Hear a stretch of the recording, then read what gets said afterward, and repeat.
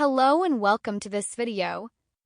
In this video, we will learn how we can use Simulink to simulate linear state space model. As an example, we will again look into the inverted pendulum model, but this time we will be simulating the linear model.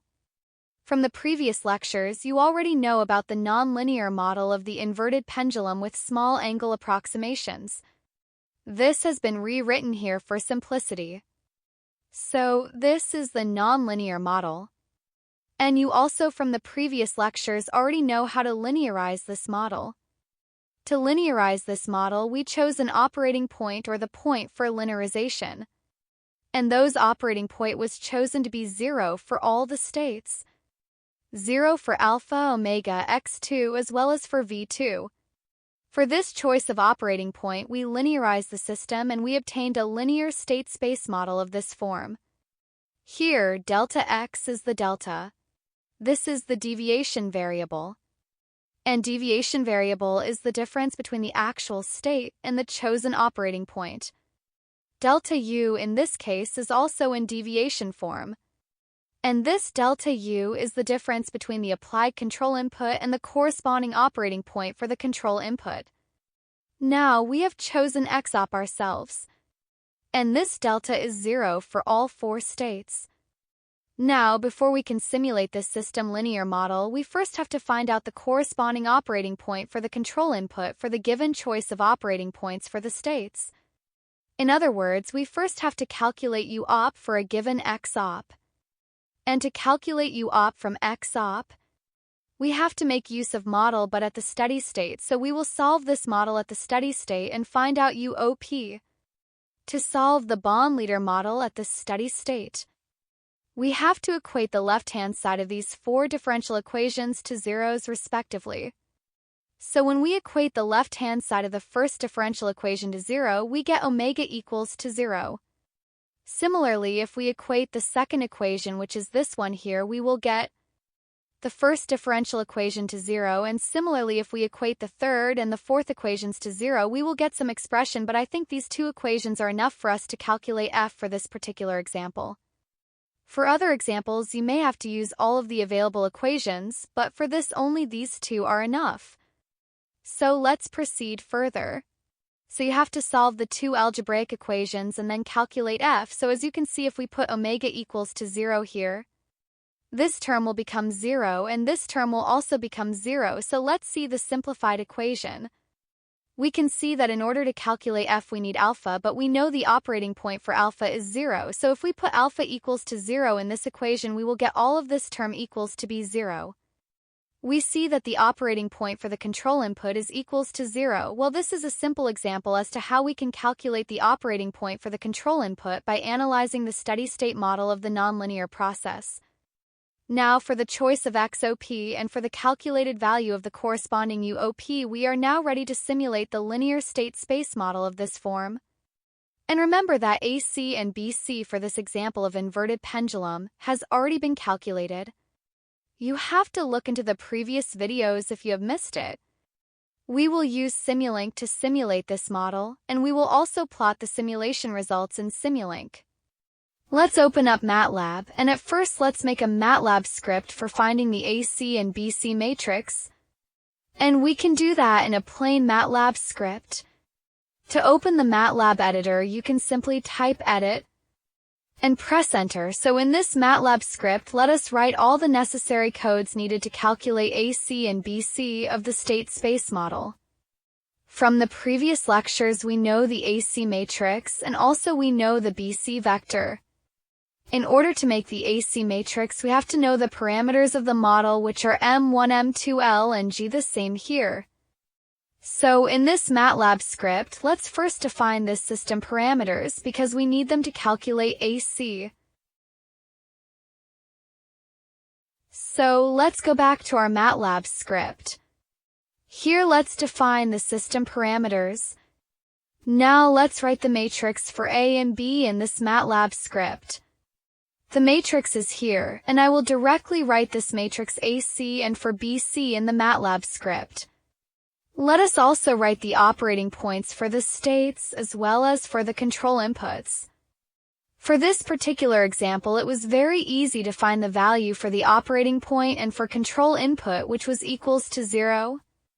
In many other cases, for all the processes when you solve the nonlinear model at the steady state, you may get a long expression for the operating point for control input. So in that case, instead of calculating the expression manually by hand, you can simply type the expression here after solving the model at the steady state. Okay, now let's save this script and let's give it a name. Now let's go back to our Simulink. Let's start Simulink. We will use the MATLAB Function Block to simulate the linear state space model. Click the library browser and go to User-Defined Function, and here you have MATLAB Function Block. Drag and drop it. Let's double-click this MATLAB Function Block, and then it will open up a MATLAB editor. Let's give a useful name, since we are going to simulate the linear model, which is this one here, and this is a continuous time linear state space model. It needs delta U as input, and also it has delta X as input to the MATLAB function block. So let's write this too. Now let's write our linear state space model. And from this linear model, let us take delta X dot as the output. So let's replace Y with delta X. Now as you can see, in order to calculate the delta X dot, we need a C and BC. Since we have already made a MATLAB script to find out a C and BC, we can pass AC and BC not as an input but as parameters. And we can take AC and BC as parameters directly from the MATLAB workspace. That means we have to first load AC and BC into MATLAB's workspace. And to do that, we simply have to run our previous MATLAB script, which is the linearization script. Now let us run this MATLAB script. In order to load the AC and BC as well as the operating points and other parameters into MATLAB's memory or MATLAB's workspace, so that we can use them directly in Simulink. Let us run it. So as you can see, the variables and the parameters have been loaded in the workspace, and anything that is available in the workspace can be directly used in Simulink in the MATLAB function block. So let's go back to our Simulink. So now in order to use AC and BC for this equation, let us pass them as parameters. To pass AC and BC as parameters, we have to click Edit Data. And here by default AC has been selected as input, but we don't want that. What we want AC to be parameter. And since this is constant, we can tick this off. You can do the same thing for BC. Select it as parameter and tick this off. By doing so, AC and BC are directly loaded from the workspace of MATLAB. You can save this file and give it a name. Let's go back to the Simulink window. And here you can see that delta X is input, delta U is input, and delta X dot is the output. Note that the input and output that I am saying here is the signals in and signals out of this block. It may not necessarily mean input and output of the process being simulated. Now in this M file, the linear model will be calculated and the right-hand side will be given out, so we get delta X dot. But to solve the continuous time model, we have to integrate delta X. So we will use the integrator to integrate delta X, so we will get delta X into solution. The output from the integrator is delta X, but we also need delta X here, so we take it back here. Now we also need to give the control input, of course, in the deviation form. The control input is the force applied to the cart. So let's make a knob to indicate the control input. In order to connect this knob, we need to make use of constant block, as you already know from the previous videos. Now we can double-click this block. Choose this constant block and then click Connect. Let's also change the scale. Now it's from 0 to 100. Let's make it from -10 to 10. So this block now, this is our control input F, but as you know we need not F but delta F or delta U in the deviation form. F is not in deviation form, but this block requires deviation form. That's why we have to subtract the control input operating point. Let's do that. To supply the operating point for the control input, we can make use of constant block and load FOP from workspace. Double-click this one, so instead of constant value 1, We can write the name of the variable that is in the workspace, and we know it is fop for the operating point for the control input. From this block now we get f minus fop, which is delta u. Now let's look at the output side. We have integrated it, and out from this integrator block we get delta x, but we don't plot delta x, what we plot is x. So to convert delta x into x, we simply have to add the operating point for those states, but before doing that we can split this line into 4 states. To split it up we use the demux, and we know there are 4 outputs, so this is delta alpha.